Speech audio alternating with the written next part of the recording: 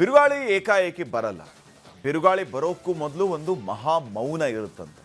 ಅದಾದ ಮೇಲೆ ಸಣ್ಣಗೆ ಗಾಳಿ ಶುರುವಾಗುತ್ತಂತೆ. ಆಮೇಲೆ ಆ ಗಾಳಿಯೇ ಬಿರುಗಾಳಿ ಆಗುತ್ತಂತೆ. ಈಗ ಸಿದ್ದರಾಮಯ್ಯನವರು ಉರುಳಿಸಿರುವಂತಹ ದಲಿತ ದಾಳಕ್ಕೂ ಈ ಬಿರುಗಾಳಿಗೂ ಏನು ಸಂಬಂಧ ನೋಡೋಣ ಒಳನೋಟದಲ್ಲಿ.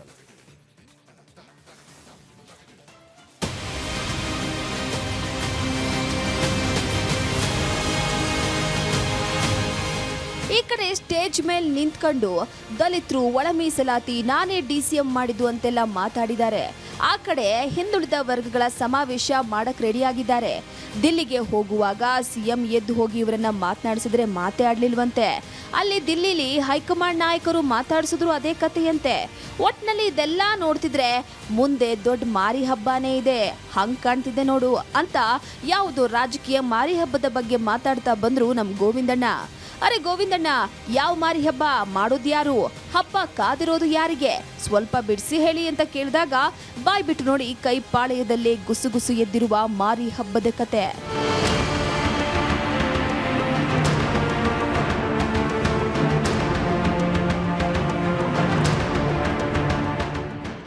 ವಿಷಯ ಏನಪ್ಪಾ ಅಂದ್ರೆ, ನಿನ್ನೆ ಸಿದ್ದರಾಮಯ್ಯನವರು ಒಳ ಮೀಸಲಾತಿ ಜಾರಿ ಬಗ್ಗೆ ವಿಚಾರ ಸಂಕಿರಣದಲ್ಲಿ ಮಾತಾಡಿದ ಒಂದೊಂದು ಮಾತು ಸಿಕ್ಕಾಪಟ್ಟೆ ಟಾಕ್ ಆಗ್ತಿದೆ. ಅದ್ಯಾಕೆ ಅಂದ್ರೆ, ಈ ವಿಡಿಯೋದಲ್ಲಿ ಸಿದ್ದರಾಮಯ್ಯನವರು ಡಿಸಿಎಂ ಪೋಸ್ಟ್ ಬಗ್ಗೆ ಮಾತಾಡಿದ್ದಾರೆ. ಡಾಕ್ಟರ್ ಜಿ ಪರಮೇಶ್ವರ್ ಅವರನ್ನ ಡಿಸಿಎಂ ಮಾಡಿದ್ದಾರು ಅಂತ ಸಿದ್ದರಾಮಯ್ಯ ಕೇಳಿದಾಗ ನೀವೇ ಅಂತ ಎದುರಿಗಿದ್ದ ಜನರೇ ಹೇಳ್ತಾರೆ. ಅಷ್ಟೇ ಅಲ್ಲ, ಒಳ ಮೀಸಲಾತಿ ಜಾರಿ ಆಗ್ಲೇಬೇಕು, ನಾನು ಒಳ ಮೀಸಲಾತಿ ಪರವಾಗಿದ್ದೇನೆ, ನಾನೀಗ ಸರ್ಕಾರದ ಮುಖ್ಯಸ್ಥನಲ್ಲ, ಆದ್ರೆ ನಂಗೆ ಅಧಿಕಾರ ಇರ್ಲಿ ಇಲ್ಲದೇ ಇರ್ಲಿ ನಾನು ಸಾಮಾಜಿಕ ನ್ಯಾಯಕ್ಕಾಗಿ ಹೋರಾಟ ಮಾಡ್ತೀನಿ ಅಂತೆಲ್ಲ ಸಿದ್ದರಾಮಯ್ಯ ಮಾತಾಡಿರೋದು ಅವರ ಮುಂದಿನ ನಡೆಯ ಸೂಚನೆಯನ್ನು ಟಾಕು ಜೋರಾಗ್ಲಿಕ್ಕೆ ರೀಸನ್ನು ಅನ್ನೋದು ಅಧಿಕೃತ ನಿವಾಸ ಕಾವೇರಿಯ ಮೂಲಗಳ ಪಕ್ಕಾ ಇನ್ಫಾರ್ಮೇಶನ್.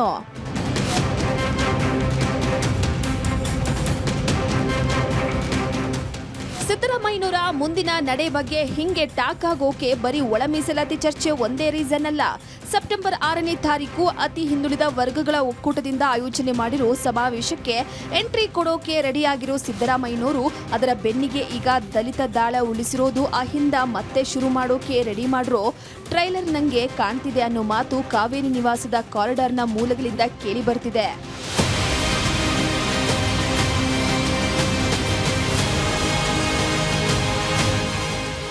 ನಿವಾಸದ ಮೂಲಗಳ ಪ್ರಕಾರ ಅಹಿಂದ ಮರು ಸಂಘಟನೆಗೆ ಒಳ ಮೀಸಲಾತಿ ಜಾರಿ ಮಾಡೋ ವಿಷಯ ಈಗ ಯಾಕೆ ತೆಗೆದಿದ್ದಾರೆ ಅಂದ್ರೆ, ಸಿದ್ದರಾಮಯ್ಯನವರು ಸಿಎಂ ಪಟ್ಟದಿಂದ ಕೆಳಗಿಳಿಯೋ ಕೆಲವು ದಿನಗಳ ಮೊದಲು ಒಳ ಮೀಸಲಾತಿ ಅಂತಿಮ ಮಾಡಿ ತೀರ್ಮಾನ ಕೈಗೊಂಡಿದ್ರು. ಆದ್ರೆ ಅದೀಗ ಜಾರಿ ಮಾಡೋ ಜವಾಬ್ದಾರಿ ಡಿಕೆ ಶಿವಕುಮಾರ್ ಸರ್ಕಾರದ ಮೇಲಿದೆ. ಸರ್ಕಾರಿ ಹುದ್ದೆಗಳ ಭರ್ತಿಯ ವೇಳೆ ಒಳ ಮೀಸಲಾತಿ ಪ್ರಕಾರನೇ ಮಾಡ್ತೀವಿ ಅಂತ ಸರ್ಕಾರ ಹೇಳ್ತಿದೆ. ಆದ್ರೆ ವಿಷಯ ಈಗ ಕೋರ್ಟಲ್ಲಿದೆ. ಯಾಕಂದ್ರೆ ಈ ಒಳ ಮೀಸಲಾತಿನ ಕೆಲವರು ಕೋರ್ಟಲ್ಲಿ ಕ್ವಶನ್ ಮಾಡಿದ್ದಾರೆ. ಕೋರ್ಟಿಂದ ಇನ್ನೂ ತೀರ್ಮಾನ ಬಂದಿಲ್ಲ. ನ್ಯಾಯಾಲಯದಲ್ಲಿ ಏನ್ ನಿರ್ಧಾರ ಆಗುತ್ತೆ ಅಂತ ಯಾರಿಗೂ ಗೊತ್ತಿಲ್ಲ. ಆದ್ರೆ ಈ ಕಡೆ ಸಿದ್ದರಾಮಯ್ಯನವರು ಒಳ ಮೀಸಲಾತಿ ಜಾರಿ ಮಾಡಿ ಅನ್ನೋ ಒತ್ತಡ ಶುರು ಮಾಡಿದ್ದಾರೆ. ಹೋರಾಟ ಮಾಡ್ತೀನಿ ಅಂತಾನೂ ಹೇಳಿದ್ದಾರೆ. ಈ ಕಡೆ ಸರ್ಕಾರ ಒಳ ಮೀಸಲಾತಿ ಜಾರಿ ಮಾಡದೆ ಹೋದ್ರೆ ಆಗ ಡಿಕೆ ಶಿವಕುಮಾರ್ ಸರ್ಕಾರ ಇಕ್ಕಟ್ಟಿಗೆ ಸಿಕ್ಕಿ ಹಾಕೊಳ್ಳುತ್ತೆ. ಅಷ್ಟೇ ಅಲ್ಲ, ದಲಿತರ ದೃಷ್ಟಿಯಲ್ಲಿ ಈ ಸರ್ಕಾರ ದಲಿತರಿಗೆ ಒಳ ಮೀಸಲಾತಿ ಜಾರಿ ಮಾಡದೆ ಅನ್ಯಾಯ ಮಾಡ್ತಿದೆ ಅನ್ನೋ ಮೆಸೇಜ್ ಹೋಗುತ್ತೆ.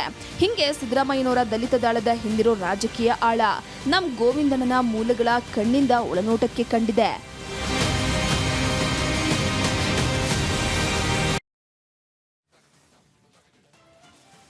ಹಾಗಿದ್ರೆ ರಾಜಕಾರಣದಲ್ಲಿ ಯಾವಾಗ ಏನು ನಡೆಯುತ್ತೆ, ಹಂತ ಹಂತದಲ್ಲೂ ಬದಲಾವಣೆ ಬೆಳವಣಿಗೆಗಳಿಗೆ ರಾಜಕಾರಣ ಕಾರಣ ಆಗ್ತಾನೆ ಇರುತ್ತೆ ಅನ್ನೋದಕ್ಕೆ ಇವೆಲ್ಲವೂ ಕೂಡ ಸಾಕ್ಷಿ ಆಗುತ್ತೆ. ರಾಜ್ಯ ಸರ್ಕಾರದಿಂದ ಒಳ ಮೀಸಲಾತಿ ಘೋಷಣೆ ಆಗಿದೆ. ಪ್ರವರ್ಗ ಎ ಸಮುದಾಯಗಳಿಗೆ 5.25% ಮೀಸಲಾತಿ. ಈ ಒಳ ಮೀಸಲಾತಿಯ ಸಂದರ್ಭದಲ್ಲಿ ಏನೆಲ್ಲ ಆಯಿತು ಅನ್ನೋದನ್ನು ತಾವೆಲ್ಲರೂ ಕೂಡ ಗಮನಿಸಿದ್ದೀರಿ. ಪ್ರವರ್ಗ ಬಿ ಸಮುದಾಯಗಳಿಗೆ 5.25% ಮೀಸಲಾತಿ. ಪ್ರವರ್ಗ ಸಿ ಸಮುದಾಯಗಳಿಗೆ 4.50 ಮೀಸಲಾತಿ. ಹೀಗೆ ಒಟ್ಟು ಎಸ್ಸಿಗೆ ಮೀಸಲಾತಿ ಪ್ರಮಾಣವನ್ನು 15% ನಿಗದಿ ಮಾಡಲಾಯಿತು. ನೇಮಕಾತಿ ವೇಳೆ ಜಾರಿ ಆಗುತ್ತಂತೆ ಒಳ ಮೀಸಲಾತಿ. ಇಷ್ಟಾದರೂ ಮತ್ತೆ ಏನು ಸಮಸ್ಯೆ ಅನ್ನೋದೇ ಸದ್ಯಕ್ಕಿನ ಪ್ರಶ್ನೆ ಆಗಿದೆ. ಹಾಗಿದ್ರೆ ಒಂದು ಕಡೆ ರಾಜಕಾರಣ, ಮತ್ತೊಂದು ಕಡೆ ಈ ರೀತಿಯ ಬೆಳವಣಿಗೆ ಏನೆಲ್ಲ ಆಗಬಹುದು ಅನ್ನುವಂತಹ ಪ್ರಶ್ನೆ ಇದೆ. ಗೋವಿಂದಣ್ಣ ಇದರ ಬಗ್ಗೆ ಏನು ಮಾಹಿತಿ ಕೊಡ್ತಾರೆ, ನಮ್ಮ ವೀರೇಂದ್ರ ಅವ್ರಿಗೆ ಏನು ಮಾಹಿತಿ ಕೊಟ್ಟಿದ್ದಾರೆ ಅನ್ನುವಂಥದ್ದು ಇಲ್ಲಿ ಬಹಳ ಮುಖ್ಯ ಆಗುತ್ತೆ. ವೀರೇಂದ್ರ ಅವ್ರನ್ನೇ ನೇರವಾಗಿ ನಾನೀಗ ಮಾತಾಡಿಸ್ತೀನಿ. ವೀಕ್ಷಕರೇ, ಇವತ್ತು ಏನಾಯಿತು ಅಂತಂದರೆ, ವೀರೇಂದ್ರ ಅವ್ರನ್ನ ಸ್ಟುಡಿಯೋ ಕರ್ಕೊಂಬಂದು ಕೂರಿಸೋದ್ರಲ್ಲಿ ನಮಗೆ ಸಾಕಾಗಿ ಹೋಯಿತು. ಅದಕ್ಕೆ ರೀಸನ್ ಏನು ಅಂತಂದರೆ, ಓಣಂ ಬಹಳ ಬ್ಯುಸಿ ಇದ್ರು. ಓಣಂ ಸೆಲೆಬ್ರೇಷನಲ್ಲಿ ವೀರೇಂದ್ರ ಅವರು ಗೋವಿಂದಣ್ಣವ್ರ ಜೊತೆ ಸಿಕ್ಕಾಪಟ್ಟೆ ಬ್ಯುಸಿ ಇದ್ರು. ಆಯಿತು ಬನ್ನಿ ಒಳನೋಟ ಕಾರ್ಯಕ್ರಮ ಆರಂಭ ಆಗುತ್ತೆ, ನಿಮಗೆ ಎಲ್ಲ ವಿಚಾರಗಳನ್ನು ಹೇಳಬೇಕಲ್ಲ, ಗೋವಿಂದಣ್ಣ ನಿಮ್ಗೇನು ಹೇಳಿದ್ದಾರೆ ಕೇಳಬೇಕಲ್ಲ ಅಂತ ಹೇಳಿ ಕರ್ಕೊಂಬರೋದ್ರೊಳಗೆ ನಮಗೆ ಸಾಕಾಗೋಯ್ತು. ಫೈನಲಿ ಕರ್ಕೊಂಡು ಬಂದ್ವಿ. ನಾವು ಬಂದು ಕರ್ಕೊಂಡು ಬರ್ತಾ ಇದ್ದೀವಿ ಅಂತ ಗೊತ್ತಾಗ್ತಾ ಇದ್ದಂತೆ ಗೋವಿಂದಣ್ಣ ಆ ಕಡೆ ಜೂಟಾದರು, ವೀರೇಂದ್ರ ಅವರು ತಗಲಾಕೊಂಡ್ರು. ಅದಕ್ಕಾಗಿ ವೀರೇಂದ್ರ ಅವ್ರು ನೋಡಿ ಓಣಂ ಅಠೈರಲ್ಲೇ ಬಂದು ಕೂತಿದ್ದಾರೆ. ಹೌದು ಪಾಟೀಲ್ರೆ, ಓಣಂ ಸಾಧ್ಯ ಯಾವಾಗ? ಅದು ಈಗ ಸದ್ಯಕ್ಕೆ ಅಸಾಧ್ಯ ಪಾಟೀಲ್ರೆ. ಯಾಕಂದ್ರೆ ನೀವು ಹೇಳೋದ್ರಲ್ಲ ಗೋವಿಂದಣ್ಣರು ಹೆಂಗೋ ಜೂಟ್ ಆದ್ರಲ್ಲ, ಅದಕ್ಕೆ ನಮ್ಮಿಂದ ಸಾಧ್ಯ ಆಗಿದ್ದೀಗ ಅಷ್ಟೇ ಅವ್ರನ್ನ ಜೂಟ್ ಮಾಡಿಸೋದು. ಈಗ ಓಣಂ ಸಾಧ್ಯ ಊಟ ಅಂದರೆ ಅದು ಭಾಳ ವಿಶೇಷ, ಏನೋ ಸಂಭ್ರಮದ ಭೋಜನ ಅಂತೇಳಿ. ಈ ವಿಷು ಹಬ್ಬ, ಈ ಓಣಂ ಹಬ್ಬಕ್ಕೆಲ್ಲ ಭಾಳ ವಿಶೇಷ. ನಮ್ಮ ಗೋವಿಂದಣ್ಣರಿಗೆ ಈ ಹಬ್ಬ ಹರಿದಿನ ಅಂದರೆ ಭಾಳ ಖುಷಿ ಪಾಟೀಲ್ರೆ. ನಮಗೆ ಗೊತ್ತು ವೀರೇಂದ್ರ ಅವರೇ, ನಿಮ್ಮ ಕಡೆಯಿಂದ ನಾವು ಏನು ನಿರೀಕ್ಷೆ ಮಾಡೋದಕ್ಕೆ ಸಾಧ್ಯ ಆಗುತ್ತೆ ಅಂತಂದ್ರೆ, ಒಂದು ಈ ಓಣಂನ ಸಾಧ್ಯ ಮತ್ತು ಗೋವಿಂದಣ್ಣವರ ನಂಬರು ಎರಡು ಅಸಾಧ್ಯ ಅಂತ ಹೇಳಿ. ಕರೆಕ್ಟ್. ನಿಮಗೆ ಎಲ್ಲ ಸಾಧ್ಯ ಅಸಾಧ್ಯಗಳು ಭಾಳ ಚೆನ್ನಾಗಿ ಗೊತ್ತು ನೋಡಿ. ಅದ್ರ ಜೊತೆಗೆ ನೀವು ಕೇಳಿದ್ರಲ್ಲ ಸಾಧ್ಯ ಊಟ, ಅದು ಅಸಾಧ್ಯ ಪಾಟೀಲ್ರೆ ಈಗ ಸದ್ಯಕ್ಕೆ. ನೋಡೋಣ, ನಾವು ನಿರೀಕ್ಷೆ ಮಾಡ್ತೀವಿ. ನಾವು ಬಹಳ ಆಶಾಭಾವಗಳು, ಆಶಾಭಾವ ಮತ್ತೆ ಆಶಾದಾಯಕ ಒಂದು ವಿಚಾರಗಳನ್ನ ಇಟ್ಕೊಂಡು ಮುನ್ನುಗ್ತೀವಿ. ಈಗ ನಿಮ್ಮಿಂದ ಅದರ ನಿರೀಕ್ಷೆಯನ್ನ ಮಾಡ್ತೀವಿ. ಈಗ ನಮಗೆ ಸಾಧ್ಯ ಊಟ ಮಾಡಿಸಿದ್ದು ಗೋವಿಂದಣ್ಣವರು, ಅವರಿಗೆ ಹೇಳ್ತೀನಿ ನಿಮ್ಗೊಂದು ಸಾಧ್ಯದ ವ್ಯವಸ್ಥೆ ಮಾಡಿ ಸಾಧ್ಯ ಆದ್ರೆ ಅಂತ.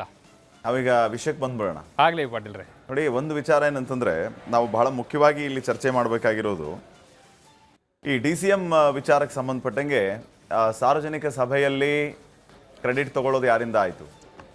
ಪರಮೇಶ್ವರನ DCM ಮಾಡಿದ್ದು ನಾನೇ ಅಂತ ಸಿದ್ದರಾಮಯ್ಯ ಅವರು ಹೇಳಿದರು. ಅದಕ್ಕೆ ಪರಮೇಶ್ವರ್ ಅವರು ಒಪ್ಕೊಂಡ್ರು. ಎಸ್, ಅವ್ರು ಹೇಳಿದ ಸತ್ಯ ಇದೆ, ನನ್ನನ್ನು DCM ಮಾಡಿದ್ದು ಸಿದ್ದರಾಮಯ್ಯ ಅವರೇ. ಇವನ್ ಸಿದ್ದರಾಮಯ್ಯ ಅವರು ನನ್ನ ಮುಂದೆ ಈ ವಿಚಾರವನ್ನು ಹೇಳಿದ್ರು ಅನ್ನುವಂಥ ಹೇಳಿಕೆ ಕೊಡೋದ್ರ ಮೂಲಕ ಅದಕ್ಕೆ ಇವಾಗ ಒಂದು ಅಧಿಕೃತವಾದ ಮುದ್ರೆಯನ್ನು ಒತ್ತಿದ್ರು. ಇಲ್ಲಿ ಪ್ರಶ್ನೆ ಏನಂತಂದ್ರೆ ವೀರೇಂದ್ರ, DCM ಯಾರಾಗ್ತಾರೆ ಅನ್ನುವಂತಹ ಚರ್ಚೆಗಳಾಗ್ತಾ ಇರುವಾಗ ಒಂದು 4-5 ಜನ DCM ಆಗ್ತಾರೆ, ಹೈಕಮಾಂಡ್ ಈ ರೀತಿಯ ಒಂದು ಲೆಕ್ಕಾಚಾರ ಇಟ್ಕೊಂಡಿದೆ ಅನ್ನುವಂಥ ಚರ್ಚೆಗಳು ಬಹಳ ಜೋರಾಗಿ ಕೇಳಿಬಂತು. ಈಗ ಸಿದ್ದರಾಮಯ್ಯ ಅವರು ಇನ್ನೊಂದು ವಿಚಾರವನ್ನು ಅದೇ ವೇದಿಕೆಯಲ್ಲಿ ಹೇಳಿದ್ದೇನು ಅಂತಂದ್ರೆ, 4-5 ಜನ ಉಪಮುಖ್ಯಮಂತ್ರಿಗಳಾಗುವಂತಹ ಸಾಧ್ಯತೆಗಳಿತ್ತು, ಅದಕ್ಕೆಲ್ಲ ಬ್ರೇಕ್ ಹಾಕಿದವನು ನಾನೇ, ಒಬ್ಬರನ್ನ DCM ಮಾಡಿದೆ, ಅದು ಪರಮೇಶ್ವರ್ ಅಂತ ಹೇಳಿದರು. ಅಲ್ಲಿಗೆ ಯಾರ್ಯಾರಿಗೆ ಅವಕಾಶವನ್ನ ತಪ್ಪುವ ಹಾಗೆ ನೋಡಿಕೊಂಡ್ರು ಸಿದ್ದರಾಮಯ್ಯ ಅವರು ಅನ್ನುವಂಥದ್ದು ಇಲ್ಲಿ ಮುಖ್ಯವಾದ ಪ್ರಶ್ನೆ. ಮತ್ತು ಯಾವ ಕಾರಣದಿಂದ ಅವರು 4-5 ಉಪಮುಖ್ಯಮಂತ್ರಿಗಳನ್ನಾಗೋದಕ್ಕೆ ತಡೆದ್ರು, ಅಲ್ಲಿ ಯಾರ ಹೆಸರು ಇತ್ತು ಅವ್ರಿಗೆ ಆ ಹೆಸರುಗಳು ಇಷ್ಟ ಇರಲಿಲ್ವಾ ಅನ್ನೋಂಥ ಪ್ರಶ್ನೆ ಕೂಡ ಇಲ್ಲಿ ಮೂಡುತ್ತೆ. ಪಾಟೀಲ್ರೆ, ನೀವೆಷ್ಟು ಅಸಾಧ್ಯ ಇದ್ದೀರಾ ನೋಡಿ. ಈಗ ಸಾಧ್ಯ ಊಟ ಕೇಳ್ಬಿಟ್ಟು ಅಸಾಧ್ಯದ ಪ್ರಶ್ನೆ, ಯಾವ ಸಿದ್ದರಾಮಯ್ಯವರು ಸ್ಟೇಜ್ ಮೇಲೆ ನಿಂತ್ಬಿಟ್ಟು 4-5 ಜನ ಅಂತ ಹೇಳಿದ್ರು, ಅವ್ರು ಹೇಳಿದ್ರೆ ಯಾರ್ಯಾರು ಅಂತ ಈಗ ನಮ್ಮ ಹತ್ರ ನಾವು ಹೇಳ್ಬೇಕೀಗ. ಆದರೆ ನಮಗೆ ಗೋವಿಂದಣ್ಣವರು ಬರೀ ಸಾಧ್ಯ ಊಟ ಹಾಕ್ಸಿಲ್ಲ, ಇಂಥ ಅಸಾಧ್ಯದ ಉತ್ತರವನ್ನು ಕೊಟ್ಟು ಕಳಿಸಿದ್ದಾರೆ ಪಾಟೀಲ್ರೆ. ಅದಕ್ಕೆ ಅಲ್ವಾ ನಿಮ್ಮನ್ನ ಕರ್ಕೊಂಡ್ಬಂದಿದ್ದ ನೀವು, ಅದಕ್ಕೆ ಈಗ ನಮ್ಮನ್ನು ಕ್ಯಾಚ್ ಹಾಕೊಂಡ್ಬಂದು ಕೂರ್ತಿದ್ದೀರಿ. ಈಗ ಯಾರ್ಯಾರು 4-5 ಜನ ಅಂತ ಕೇಳಿದ್ರಲ್ಲ ಪಾಟೀಲ್ರೆ, ಅದು ಯಾರ್ಯಾರು ಅಂತಲೂ ಹೇಳ್ತೀನಿ, ಮತ್ತು ಯಾಕೆ ಅದನ್ನು ತಪ್ಪಿಸಿದ್ರು ಅಂತ ಕೂಡ ಹೇಳ್ತೀನಿ ಪಾಟೀಲ್ರೆ. ಅದು ಕೂಡ ಯಾಕೆ ಅಂತ ಬೇಕಲ್ಲ ನಿಮಗೆ.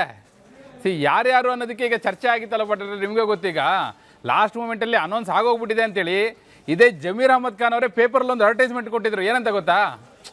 ಅಡ್ವರ್ಟೈಸ್ಮೆಂಟು ಈಗ DK ಶಿವಕುಮಾರ್ ಅವರಿಗೆ ಅಭಿನಂದನೆ ಮಾಡುವಂಥ ಅಡ್ವರ್ಟೈಸ್ಮೆಂಟು. ಆದರೆ ಪಾಟೀಲ್ರೆ, ಅದರಲ್ಲಿ ಮೇಲ್ಗಡೆ 2 ಫೋಟೋ ಹಾಕಿದ್ರು, ಕರೆಕ್ಟಾಗಿ 2 ಕಡೆ. ಒಂದು ಕಡೆ MB ಪಾಟೀಲ್ರು, ಮತ್ತೊಂದು ಕಡೆ ಸತೀಶ್ ಜಾರಕಿಹೊಳಿ. ಅಂದರೆ ಅವ್ರ ಲೆಕ್ಕದಲ್ಲಿ ಜಮೀರ್ ಅಹಮದ್ ಖಾನ್ ಅವ್ರದ್ದು ಯಾವ ರೀತಿ ಇತ್ತು ಅಂದರೆ, ಅವರಿಬ್ಬರು DCM ಆಗೋಗ್ಬಿಟ್ಟಿದ್ದಾರೆ ಅನ್ನೋ ರೀತಿಯಲ್ಲಿ, ಕನ್ವೆ ಆಗೋ ರೀತಿಯಲ್ಲಿ ಆ ಫೋಟೋಗಳು ಬಂದಿತ್ತು ಅಂತ. ಅದು ಯಾವಾಗ ಅಂದರೆ ಪ್ರಮಾಣ ವಚನದ ಹಿಂದಿನ ದಿನ. ಎಲ್ರಿಗೂ ಯಾವ ರೀತಿ ಮೆಸೇಜ್ ಹೋಗುತ್ತೆ ಅಂದರೆ, ಇವ್ರದ್ದು ಆಗೋಗ್ಬಿಟ್ಟಿದೆ ಅಂತೇಳಿ. ನೀವು ಪೇಪರ್ ತೆಗೆದು ನೋಡಿದ್ರೆ ಈಗಲೂ ನಿಮಗೆ ಸಿಗುತ್ತೆ, ಕನ್ನಡದ ಎಲ್ಲ ಪತ್ರಿಕೆಗಳಲ್ಲೂ ಅಡ್ವರ್ಟೈಸ್ಮೆಂಟ್ ಕೊಟ್ಟಿದ್ರು. ಅದು ಜಮೀರ್ ಅಹಮದ್ ಖಾನ್ ಅವ್ರ ಬರ್ಡೇ ಕೂಡ ಇತ್ತು. ಅಂದರೆ ಆ ಬರ್ಡೇ ವಿಶಸ್ ಜೊತೆಗೆ ಈ 2 ಫೋಟೋಗಳು ಕೂಡ ಬಂದಿತ್ತು. ಇದ್ರ ಜೊತೆಗೆ ಇನ್ನೂ ಕೆಲವು ಹೆಸರುಗಳು ಚರ್ಚೆ ಆಗಿತ್ತು. ಈಗ ಯಾವ ಜಮೀರ್ ಅಹಮದ್ ಖಾನ್ ಅವ್ರ ಹುಟ್ಟಿ ಹಬ್ಬದ ದಿನ ಎಲ್ಲ ಬಂತು ಅಂತ ಹೇಳಿದ್ನಲ್ಲ, ಆ ಇಡೀ ಪುಟದ ತುಂಬ ಇದ್ದು ಜಮೀರ್ ಅಹಮದ್ ಖಾನ್ ಅವ್ರ ಫೋಟೋ ಇದ್ದ. ಚರ್ಚೆ ಏನು ಅಂದರೆ, ಅವರೇ ಲಾಬಿ ಮಾಡ್ತಾ ಇದ್ರು ಬಿಡಿ. ಜಮೀರ್ ಅಹಮದ್ ಖಾನ್ ಅವರು ಒಂದು ಟೀಮ್ನೇ ಕಳಿಸ್ಬಿಟ್ಟಿದ್ರು ಸಿದ್ದರಾಮಯ್ಯನವ್ರ ಮನೆ ಹತ್ರ. ಅವ್ರು ಅಲ್ಲೇ ಟೆಂಟ್ ಹಾಕೊಂಡು ಕೂತ್ಬಿಟ್ಟಿದ್ರು.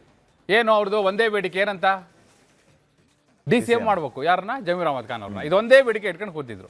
ಹಿಂಗೆ 4-5 ಹೆಸರುಗಳು ಬಂದಲ್ಲಿ ಮುಂದಿನ ಉಪಮುಖ್ಯಮಂತ್ರಿ ಜಮೀರ್ ಅವ್ರಿಗೆ ಕೂಗ್ತಾ ಇದ್ರು. ಹೌದೌದು, ಆ ಘೋಷಣೆಗಳು ಜಾರಕಿಹೊಳಿ ಅವ್ರಿಗೂ ಕೂಗ್ತಾ ಇದ್ರು, MB ಪಾಟೀಲ್ ಅವ್ರಿಗೂ ಕೂಗ್ತಾ ಇದ್ರು. ಎಸ್, ಆ ಘೋಷಣೆಗಳಷ್ಟೇ ಕೇಳಿಸ್ತು. ಕಡೆಗೆ ಉಪಮುಖ್ಯಮಂತ್ರಿಯಾಗಿ ಪ್ರಮಾಣ ವಚನ ಸ್ವೀಕರಿಸ್ತೇನೆ ಅಂತ ಹೇಳಿದ್ದು ಒಬ್ಬರೇ ಒಬ್ರು, ಯಾರು? ಡಾಕ್ಟರ್ ಜಿ ಪರಮೇಶ್ವರ್ ಅವರು. ಅದನ್ನೇ ಈಗ ಸಿದ್ದರಾಮಯ್ಯವ್ರು ಹೇಳಿದ್ರು. ಪರಮೇಶ್ವರ್ ಅವ್ರಿಗೂ ಅದು ಇಷ್ಟ ಇರಲಿಲ್ಲ, ಮುಖ್ಯಮಂತ್ರಿ ಆಗೋ ಲೆಕ್ಕಾಚಾರದಲ್ಲಿದ್ದವರು ಅವರು. ಎಸ್, ಇವತ್ತೇ ಈಗ ಇಲ್ಲಿ ಹೇಳಿದ್ರಲ್ಲ ಈ ಮಾತನ್ನ, ಇವತ್ತು ಕೂಡ ಮಾತಾಡಿದ್ದಾರೆ, ಇದೇ ಮಾತನ್ನ ಹೇಳಿದ್ದಾರೆ ಪಾಟೀಲ್ರೆ ಪರಮೇಶ್ವರ್ ಅವರಿಗೆ. ನಮ್ಮವರು ಕೇಳಿದ್ದಾರೆ ನಮ್ಮ ರಿಪೋರ್ಟರ್ ಏನಂತ, ಸರ್ ಏನು ಸಿದ್ದರಾಮಯ್ಯವ್ರು ಹಿಂಗೆ ಹೇಳಿದಾರಲ್ಲ, ನಾನೇ ಪರಮೇಶ್ವರ್ ಅವ್ರನ್ನ DCM ಮಾಡಿದ್ದು ಅಂತ ಹೇಳಿದಾರಲ್ಲ ಅಂತೇಳಿ. ಇನ್ಫ್ಯಾಕ್ಟ್ ಆ ವಿಡಿಯೋ ನೋಡಿದ್ರೆ ಅದರಲ್ಲೂ ಸಿದ್ದರಾಮಯ್ಯವ್ರು ಹೆಂಗೆ ಮಾಡ್ತಾರೆ ಗೊತ್ತಾ, ಯಾರು ಮಾಡಿದ್ದು ಅಂತ ಕೇಳ್ತಾರೆ, ಉಪಮುಖ್ಯಮಂತ್ರಿ ಮಾಡಿದ್ದು ಯಾರು, ಡಾಕ್ಟರ್ ಜಿ ಪರಮೇಶ್ವರ್ನ ಅಂತ ಕೇಳ್ತಾರೆ. ಅಲ್ಲಿ ಎದುರುಗಡೆ ಇದ್ದವ್ರು ಹೇಳ್ತಾರೆ ನೀವೇ ಅಂತಾರೆ. ಈಗ ಉಗೆ ಅಂತಲೆಲ್ಲ ನೋಡ್ತಿರಲ್ಲ, ಆ ರೀತಿ ಬರುತ್ತದು. ಇವತ್ತು ಹೋಗಿ ಕೇಳಿದ್ದಾರೆ ಪರಮೇಶ್ವರ್ ಅವ್ರಿಗೆ, ಅವ್ರೇನು ಹೇಳ್ತಾರೆ ಗೊತ್ತಾ, ಹೌದು ಸಿದ್ದರಾಮಯ್ಯವ್ರು ನನ್ನ CM ಮಾಡ್ತೀನಿ ಅಂತಲೇ ಹೇಳಿದರು, ಹೈಕಮಾಂಡ್ಗೂ ಪರಮೇಶ್ವರ್ ಅವ್ರನ್ನ CM ಮಾಡಿ ಅಂತ ಹೇಳಿದರು, ಕಡೆಗೆ ಅವರೇ DCM ಮಾಡಿದ್ದು, ನಿಜ ಅದು ವಿಷಯ ಸತ್ಯ ಅಂತೇಳಿ ಪರಮೇಶ್ವರ್ ಅವರೇ ಇವತ್ತು ಕೊಟ್ಟಿರೋ ಬೈಟಿದ್ದು ಪಾಟೀಲ್ರೆ. ಹೀಗಿರುವಾಗ ಈಗ ಯಾಕೆ ಹಾಗಾದ್ರೆ ತಪ್ಪಿಸಿದ್ಯಾಕೆ ಅನ್ನೋ ಪ್ರಶ್ನೆ ಕೂಡ ಬರುತ್ತಲ್ಲ. ಈಗ ಉಳಿದವರಿಗೆಲ್ಲ ತಪ್ಪಿಸಿದ್ಯಾಕೆ ಹಾಗಾದ್ರೆ ಪಾಟೀಲ್ರೆ? ರಾಜಕಾರಣದಲ್ಲಿ ಹೇಗೆ ಅಂದ್ರೆ ನೋಡಿ, ಚುನಾವಣೆ ಗೆಲ್ಲದಷ್ಟೇ ಗೆಲುವಲ್ಲ, ಎದುರಾಳಿಯನ್ನು ಸೋಲ್ಸೋದು ಗೆಲುವು ಅಂತ ತಗೋತಾರೆ. ಅಂದ್ರೆ ಸ್ಥಾನಮಾನ ಕೊಡ್ಸೋದಷ್ಟೇ ಇವರ ಗೆಲುವಲ್ಲ, ಎದುರಾಳಿ ತನಗೆ ಬೇಡವಾದವನಿಗೆ ತಪ್ಪಿಸೋದಿದೆಯಲ್ಲ, ಅದೇ ರಾಜಕೀಯ ಪಾಟೀಲ್ರೆ. ಈ ಪಾಲಿಟಿಕ್ಸ್ ಯಾಕೆ ಇಷ್ಟರ ಮಟ್ಟಿಗೆ ಇಂಟ್ರೆಸ್ಟಿಂಗ್ ಅಂದ್ರೆ, ನೋಡು ಅವ್ನು ಯಾರನ್ನು ತಪ್ಪಿಸ್ತಾನೆ, ಯಾರಿಗೆ ಸೋಲಿಸ್ತಾನೆ, ಅವ್ರದೇ ಪಕ್ಷದಲ್ಲಿದ್ದು ಆಂತರಿಕ ಯುದ್ಧ ಅಂತ ಒಂದಿರುತ್ತಲ್ಲ ಪಾಟೀಲ್ರೆ, ಆ ಆಂತರಿಕ ಯುದ್ಧದ ಗೆಲುವುಗಳು ಕೂಡ ಇರುತ್ತೆ. ಆ ಗೆಲುವನ್ನು ನಾನು ಗೆದ್ದಿದ್ದೇನೆ ಅಂತೇಳಿ ಆ ಸ್ಟೇಟ್ಮೆಂಟು ಸುಮ್ಮನೆ ಅಲ್ಲ, ಅದು 4-5 ಜನರ ಹೆಸರನ್ನಿತ್ತು, 4-5 ಜನರನ್ನು DCM ಮಾಡಬೇಕು ಅಂತ ಹೊರಟಿದ್ರು. ಆದರೆ ಪರಮೇಶ್ವರ್ ಒಬ್ಬರೇ ಆಗಬೇಕು ಅಂತ ಮಾಡಿದ್ದು ಯಾರು ಅಂತ ಕೇಳ್ತಾರೆ ಸಿದ್ದರಾಮಯ್ಯನವರು. ಅಲ್ಲಿಗೆ ಅವರೇ ಅದನ್ನು ಕ್ಲೈಮ್ ಮಾಡ್ತಿದ್ದಾರೆ, 4-5 ಜನ ಆಗಬೇಕಿತ್ತು. ಅಂದರೆ ಅವರಿಗೆ ನನ್ನ ಅಂದರೆ ಯಾರ್ಯಾರು ನಾನು ಮುಖ್ಯಮಂತ್ರಿ ಆಗಿ ಮುಂದುವರಿಲಿಕ್ಕೆ ಬಿಡಲಿಲ್ವೋ, ಯಾರ್ಯಾರು ಡಬಲ್ ಗೇಮ್ ಮಾಡಿದ್ರೋ ಅವ್ರನ್ನೆಲ್ಲ ತಪ್ಪಿಸಿದ್ದೇನೆ ಅನ್ನುವ ಸಂದೇಶವೂ ಇರಬಹುದು. ಅದ್ರ ಜೊತೆಗೆ ಒಬ್ಬ ದಲಿತ ನಾಯಕನನ್ನು ನಾನು ಉಪಮುಖ್ಯಮಂತ್ರಿ ಮಾಡಿದೆ ಅನ್ನೋ ಕ್ಲೈಮನ್ನು ಮಾಡ್ತಾ ಇರ್ಬೋದು. ಅಂದರೆ ಎರಡೂ ರೀತಿಯಲ್ಲೂ ಕೂಡ ಅಡ್ವಾಂಟೇಜ್ ತೆಗೆದುಕೊಳ್ಳುವಂತಹ ಸ್ಟೇಟ್ಮೆಂಟನ್ನೇ ಸಿದ್ದರಾಮಯ್ಯವ್ರು ಕೊಡ್ತಾ ಇದ್ದಾರೆ ಅಂತ. ಅಂದರೆ ಅಲ್ಲೂ ಅವರು ಲೀಡರ್ಶಿಪ್ ತೋರಿಸ್ತಾ ಇದ್ದಾರೆ. ಆದರೆ ಹೈಕಮಾಂಡ್ ನಿಜಕ್ಕೂ ಕೂಡ ಸಿದ್ದರಾಮಯ್ಯವ್ರ ಮಾತನ್ನೇ ಕೇಳಿ 5 ಜನ ಉಪಮುಖ್ಯಮಂತ್ರಿ ಮಾಡೋದನ್ನು ತಡೆದು ಬಿಡ್ತಾ. ಹಾಗಾದರೆ ಹೈಕಮಾಂಡು ಸಿದ್ದರಾಮಯ್ಯವ್ರ ಮಾತಿಗೆ ಅಷ್ಟರ ಮಟ್ಟಿಗೆ ಬಗ್ಬಿಡ್ತಾ? ಇದು ಸಹಜವಾಗಿ ಚರ್ಚೆ ಆಗ್ತಾ ಇರುವಂಥ ಪ್ರಶ್ನೆ. ಬಟ್ ಒಂದಂತೂ ಕ್ಲಿಯರ್ ಆಗಿ ಬಂದಿತ್ತು, ಲಾಸ್ಟ್ ಮೂಮೆಂಟಲ್ಲಿ MB ಪಾಟೀಲ್ ಹಾಗೂ ಸತೀಶ್ ಜಾರಕಿಹೊಳಿ ಇಬ್ಬರ ಹೆಸರು ಫೈನಲ್ ಆಗಿದ್ದು ನಿಜ. ಬಹುಶಃ ಅಷ್ಟರ ಮಟ್ಟಿಗೆ ಸಿದ್ದರಾಮಯ್ಯನವರು ಸಕ್ಸೀಡ್ ಆಗಿದ್ದಾರೆ, ಅದನ್ನೇ ಅವರಲ್ಲಿ ಕ್ಲೈಮ್ ಮಾಡಿದ್ದಾರೆ ಅನ್ನೋದು ಮೇಲ್ನೋಟಕ್ಕೆ ಕಾಣಿಸ್ತಾ ಇರುವಂಥ ಒಳನೋಟ ಪಾಟೀಲ್. ಈಗ ಇದರ ಮಧ್ಯೆ ಇನ್ನೊಂದು ಒಳನೋಟವನ್ನು ನಾನು ನಿಮಗೆ ಹೇಳಕ್ ಬಯಸ್ತೀನಿ. ಆಯ್ತು, ಈಗ DCM ಅವರನ್ನ ಯಾರು ಮಾಡಿದ್ರು ಅನ್ನುವಂಥ ವಿಚಾರದ ಬಗ್ಗೆ ಅಧಿಕೃತವಾಗಿ ಅಫಿಷಿಯಲ್ ವಿಚಾರಗಳೆಲ್ಲ ಚರ್ಚೆ ಆಯ್ತು, ಓಕೆ. ಇನ್ನೊಂದು ಮುಖ್ಯವಾದಂಥ ವಿಚಾರವನ್ನ ನಾವಿಲ್ಲಿ ಮಾತಾಡಬೇಕಾಗತ್ತೆ. ಅದೇನು ಅಂತಂದ್ರೆ ಒಳ ಮೀಸಲಾತಿ ವಿಚಾರ. ಈಗ ಸಿದ್ದರಾಮಯ್ಯ ಅವರಿಗೆ ಸಿದ್ದರಾಮಯ್ಯ CM ಆಗಿದ್ದ ಸಂದರ್ಭದಲ್ಲಿ ಬಹಳ ಬಹುಪ್ರಿಯವಾದಂತಹ ವಿಚಾರ ಆಗಿದ್ದೇನು? ಜಾತಿ ಗಣತಿ. ಎಸ್, ಜಾತಿ ಗಣತಿ ವಿಚಾರ ಈಗ DK ಶಿವಕುಮಾರ್ ಅವರಿಗೆ ಯಾವ ರೀತಿ ಕಬ್ಬಿಣದ ಕಡಲೆಯಾಗಿದೆ, ಧರ್ಮ ಸಂಕಟಕ್ಕೆ ಕಾರಣ ಆಗಿದೆ, ಬಿಸಿ ತುಪ್ಪ ಆಗಿದೆ, ನುಂಗಕ್ಕೂ ಆಗ್ತಾ ಇಲ್ಲ, ಆಚೆ ಹಾಕೋಕ್ಕೂ ಆಗ್ತಾ ಇಲ್ಲ. ಇದರ ಮಧ್ಯೆ ಸಿದ್ದರಾಮಯ್ಯ ಅವರು ಒಳ ಮೀಸಲಾತಿ ಪರವಾಗಿ ನಾನಿದ್ದೀನಿ ಅಂತ ಹೇಳ್ತಾ ಇದ್ದಾರೆ. ಹಾಗಿದ್ರೆ ಏನು ಅಸಲಿ ಸಂಗತಿ, ಒಳ ಮೀಸಲಾತಿಯ ಜಾತಿ ಗಣತಿಯ? ಪಾಟೀಲ್ರೆ, ಈಗ ನೋಡಿ, ಯಾವಾಗಲೂ ಕೂಡ ಏಕಾಏಕಿ ನೀವು ಇದು ಮಹಾಭಾರತ ಯುದ್ಧ ಎಲ್ಲ ನೋಡಿದಿರಿ, ಮೊದಲೇ ಬ್ರಹ್ಮಾಸ್ತ್ರ ಪ್ರಯೋಗ ಮಾಡೋದಿಲ್ಲ, ಏಕ್ದಮ್ ಬ್ರಹ್ಮಾಸ್ತ್ರ ತೆಗಿತಾರಾ? ಇರೋ ಎಲ್ಲ ಅಸ್ತ್ರವನ್ನು ಬಿಡ್ತಾ ಹೋಗ್ತಾರೆ ಪಾಟೀಲ್ರೆ. ಎಲ್ಲ ಅಸ್ತ್ರ ಆದ್ಮೇಲೆ ಕಡೆಗೆ ಬ್ರಹ್ಮಾಸ್ತ್ರ ತೆಗೆಯೋದು. ನಾವು ಮಹಾಭಾರತ ನೋಡೋದಷ್ಟೇ ಅಲ್ಲ ವೀರೇಂದ್ರ, ಪಾಟೀಲ್ರೆ, ಮಹಾಭಾರತ ಹೆಂಗಿತ್ತು ಅಂತ ನೋಡೋದಷ್ಟೇ ಅಲ್ಲ, ಮಹಾಭಾರತ ಮಾಡ್ತೀವಿ ನಾವು. ನೋಡಿ, ಇದು ಅಷ್ಟೇ. ನಿಮಗೆ ಹಂಗಾದ್ರೆ ಬಹಳ ಚೆನ್ನಾಗಿ ಅರ್ಥ ಆಗುತ್ತೆ. ಮಹಾಭಾರತ ಮಾಡುವವರಿಗೆ ಪ್ರತಿದಿನ ಸಂಜೆ 6:45 ಮಹಾಭಾರತ ಮಾಡ್ತೀವಲ್ಲ, ಯಾವ್ದು ಅದಕ್ಕೆ 7 ಗಂಟೆಗೆ ಮಹಾಭಾರತ ಮಾಡೋರಿಗೆ ಇನ್ನೂ ಚೆನ್ನಾಗಿ ಅರ್ಥ ಆಗುತ್ತೆ. ಯಾಕಂದ್ರೆ ಮಹಾಭಾರತ ನೋಡಿಯೂ ಮಾಡಿಯೂ ಅನುಭವ ಇರುವ ನಿಮಗೆ ಕಣ್ಣಿಗೆ ಕಟ್ಟದಂಗೆ ಚಿತ್ರ ಬರುತ್ತೆ. ಮಹಾಭಾರತದಲ್ಲಿ ಕುರುಕ್ಷೇತ್ರ ಯುದ್ಧದಲ್ಲಿ ನೀವು ನೋಡಿರ್ತೀರಿ, ನೀವು ಅಷ್ಟೇ. ಈಗ ಡಿಬೇಟಿಗೆ ಕೂತಾಗ ನೀವಾಗ್ಲಿ ಸ್ಮಿತಾ ಆಗಲಿ ನಿಮ್ಮ ಬ್ರಹ್ಮಾಸ್ತ್ರ ಇಟ್ಕೊಂಡಿರ್ತೀರಿ, ಕಡೆಗೆ ಬಿಡ್ತೀರಿ. ಫಸ್ಟಿಗೆ ಏನೇನು ಮಾತಾಡ್ಲಿ ಬಿಡ್ಲಿ ಅಂತ ಬಿಡ್ತೀರಿ, ನೀವು ಲಾಸ್ಟಿಗೆ ತಗೋತೀರಿ ನೀವು, ಹೌದಲ್ಲ? ಹಂಗೆ ಇವರು ಕೂಡ ಮೊದಲೇನು ಮಾಡಿದ್ದಾರೆ, ಈಗ ಈ ದಲಿತ ದಾಳ ಇದೆಯಲ್ಲ ಇದನ್ನೀಗ ಬಿಟ್ಟಿದ್ದಾರೆ. ಇದೊಂಥರ ಟ್ರೈಲರ್ ಇದು ಪಾಟೀಲ್ರೆ, ಪಿಕ್ಚರ್ ಅಭಿ ಬಾಕಿ ಹೈ. ಇನ್ನು ಸಿನಿಮಾ ಇನ್ನೂ ಆರಂಭ ಆಗಿಲ್ಲ ಪಾಟೀಲ್ರೆ. ಇವ್ರು ಏನು ಮಾಡಿದ್ದಾರೆ, ಇವರೇ ಈಗ ಅವರೇ ಮುಖ್ಯಮಂತ್ರಿ ಇದ್ದಾಗ ಕ್ಯಾಬಿನೆಟ್ಟಲ್ಲಿ ಡಿಸಿಷನ್ ತಗೊಂಡು ಘೋಷಣೆ ಮಾಡಿದ್ರು.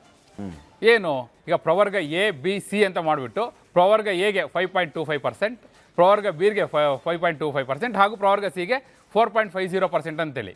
ಅದರಲ್ಲಿ ರೋಸ್ಟರ್ ಬಿಂದುಗಳ ಪ್ರಶ್ನೆ ಬಂತು, ಅದನ್ನು ಹಾಕಿಟ್ಟೋದ್ರು. ಆದರೆ ಇಂಪ್ಲಿಮೆಂಟ್ ಆಯ್ತಾ?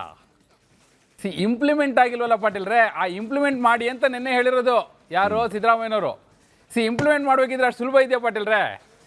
ಅದೇ ಕಾವೇರಿ ಕಾರಿಡಾರ್ನ ಮೂಲಗಳು ನಮಗೆ ಹೇಳ್ತಿರೋದು ಏನಂದ್ರೆ ಪಾಟೀಲ್ರೆ, ವಿಷಯ ಕೋರ್ಟಲ್ಲಿದೆ. ಇದು ಒಂದು 3 ಜನ ಆಲ್ರೆಡಿ ಕೋರ್ಟಿಗೆ ಹಾಕೊಂಡು ಕೂತಿದ್ದಾರೆ. ಕೋರ್ಟಲ್ಲಿ ಆಲ್ರೆಡಿ 3 ಹಿಯರಿಂಗು ಆಗಿದೆ. ಹೌದು. ಅಲ್ಲಿ ತೀರ್ಮಾನ ಆಗಬೇಕು. ಇಲ್ಲಿ ಇಂಪ್ಲಿಮೆಂಟ್ ಮಾಡಿ ಅಂತ ಕೂತಿದ್ದಾರೆ. ಇಂಪ್ಲಿಮೆಂಟ್ ಮಾಡಲಿಲ್ಲ ಅಂದರೆ ಏನು ಬರುತ್ತೆ ಹಣೆಪಟ್ಟಿ? ನೋಡಪ್ಪ, ಸಿದ್ದರಾಮಯ್ಯನವರು ಎಲ್ಲ ಘೋಷಣೆ ಮಾಡಿ ಹೋದರು, ಈಗಿರೋ ಮುಖ್ಯಮಂತ್ರಿ ಇಂಪ್ಲಿಮೆಂಟ್ ಮಾಡ್ತಾ ಇಲ್ಲ. ಸಹಜವಾಗಿ ಒಂದು ಹಣೆಪಟ್ಟಿ ಕಟ್ಬಿಡ್ತಾರೆ. ನೀವು ನೋಡಿರ್ತೀರಿ, ಸೋಷಿಯಲ್ ಮೀಡಿಯಾದೆಲ್ಲ ಭಾಳ ಓಡ್ತಾ ಇರುತ್ತೆ, ದಲಿತ ವಿರೋಧಿ ಅಂತೇಳಿ ಬಂದ್ಬಿಡುತ್ತೆ. ಒಂದು 2 ಯುನೈಟೆಡ್ ಕಾಮ್ ಹಾಕ್ಬಿಟ್ಟು ಪಾಟೀಲ್ರೆ, ದಲಿತ ವಿರೋಧಿ ಅಂತಲೇ ಹಣೆಪಟ್ಟಿ ಕೊಟ್ಬಿಡ್ತಾರೆ. ಇದು ಮೊದಲ ದಾಳ ಪಾಟೀಲ್ರೆ. ಅಹಿಂದದಲ್ಲಿ ಕೊನೆ ಪದವನ್ನು ಮೊದಲು ಬಳಸಿದ್ದಾರೆ, ದಲಿತ ದಾಳ. ಇನ್ನೂ ಉಳಿದಿದೆ ಯಾವುದು ನೀವು ಹೇಳಿದ್ರಲ್ಲ ಜಾತಿ ಗಣತಿ, ಅದು ಮುಂದಿನ ದಾಳ. ಅದಕ್ಕೆ ಸೆಪ್ಟೆಂಬರ್ 6ನೇ ತಾರೀಕು ಹಿಂದುಳಿದ ವರ್ಗಗಳ ರಜತ ಮಹೋತ್ಸವ ಸಮಾವೇಶ ಅಂತ ಮಾಡ್ತಿದಾರಲ್ಲ, ಅಲ್ಲಿ ಮುಂದಿನ ದಾಳ ಬರುತ್ತೆ. ಈಗ ಮೊದಲು ಅಸ್ತ್ರ, ನಾಗಾಸ್ತ್ರ, ಸರ್ಪಾಸ್ತ್ರ, ಅದಾದ ನಂತರ ಕೊನೆಗೆ ಬ್ರಹ್ಮಾಸ್ತ್ರ. ಅಂದರೆ ಈಗ ಆರಂಭ ಆಗಿದೆ. ಒಟ್ಟಲ್ಲಿ ಇದು ಕೊನೆಯನ್ನು ಮುಟ್ಟುತ್ತೆ ಅನ್ನುವಂಥ ಸೂಚನೆ ಸಿದ್ದರಾಮಯ್ಯನವರ ನಿನ್ನೆಯ ಹೇಳಿಕೆಯಿಂದ ಕಂಡು ಬಂದಿದೆ ಅಂಥೇಳಿ ಕಾವೇರಿ ಅಧಿಕೃತ ನಿವಾಸ ಕಾವೇರಿ ಇದೆಯಲ್ಲ, ಅಲ್ಲಿ ಮೂಲಗಳು ಹೇಳ್ತಾ ಇವೆ ಪಾಟೀಲ್ರೆ.